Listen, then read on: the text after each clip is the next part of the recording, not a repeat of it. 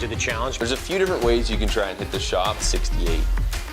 So 3 shots. Gosh darn it. I'll give you double or nothing. How about that? Just hope I don't break his 3-iron.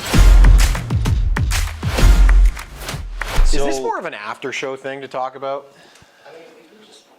We can Going into Talk a little bit about it and explain Yeah. explain how the stinger works. Yeah. There were 2 ways to hit the shot, and you said, Yeah, well, I mean, there's more than one, but show the most common. I would say there's a few. Like, I mean, obviously most people put it a little bit further in the back of their stance so they can hit down on it a little bit more. Okay. I mean, there is a trick though, right? Because you don't want to just hit down on it. To hit the real proper stinger, you have to be fairly shallow. Because if I take this big divot from here and I add a little bit of loft, it's going up in the air, right? And it's going to spin, right? So the goal here is play it fractionally back, keep hands a little more forwards. You're going to have more of a sawed-off follow-through. So I'm not going to obviously go up to a big high finish here. I'm going to try and finish down past my waist here. So this is the first one, the draw. So sawed-off finish, ball back in your stance. Yeah, so it should draw a little bit.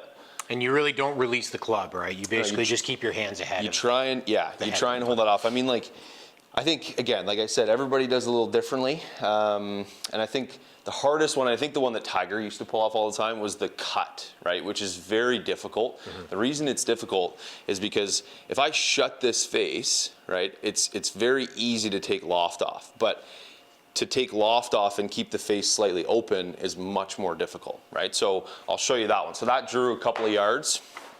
So let's go with the cut style one. So this is really... That was also like one of your best ones. Yeah, I should have take that one, 216 minus whatever.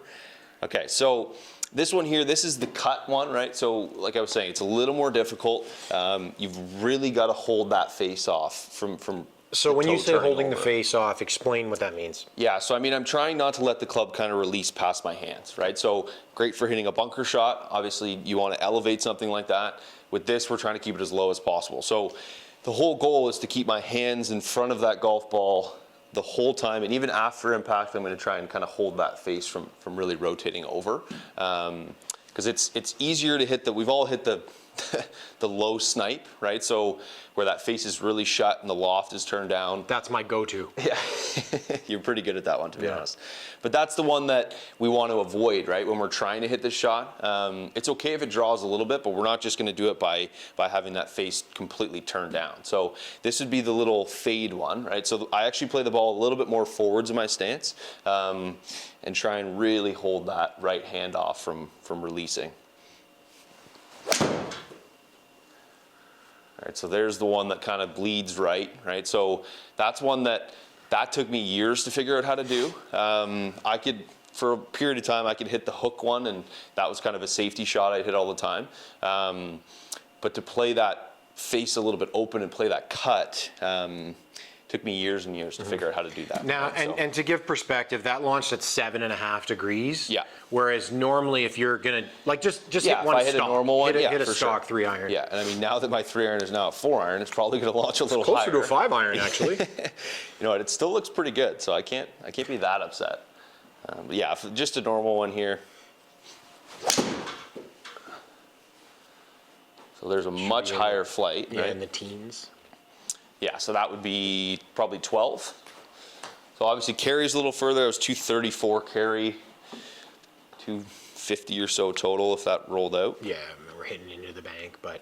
Yeah, so there's 10 and a half Oh, launch, 10, right? that's lower than I expected, actually. Yeah, so... Yeah, most people would generally launch a 3-iron in the 12 to 14 range. I would think so. Yeah, I mean, I'm a lower launch guy anyway, Yeah. so that's why this challenge kind of benefits me.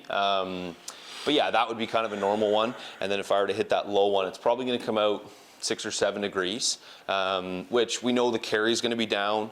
But it's one of those ones, again, where you're just trying to chase it down the fairway. Mm-hmm. You're just trying to keep the ball in play on maybe a tough par 4, or there's lots of wind. You're playing in Florida, or you're playing here when it's really windy, right? So that's an important shot. I mean, it's something that I've used for years and years in my bag, and that's, you can see I've got an old 3-iron here. it's kind of been old faithful for the last 10 years for me, and it's probably going to be the last thing that changes in my bag. Yeah, Mark, we have a custom fitting studio, and you have a 10-year-old 3 iron. Hey, I got a That's nice- really good for business, bud. I got a nice new Acura 110i in here, Good. though. Good. So, but yeah, I mean, you know what? Driving irons, right? They've been similar for a long time. I mean, there's some technology, but I just love the shape it's forged. So it's something that, for me, it's really going to be tough to get out. Something's really got to outperform. We'll get to that in our What's in the to get Bag. it.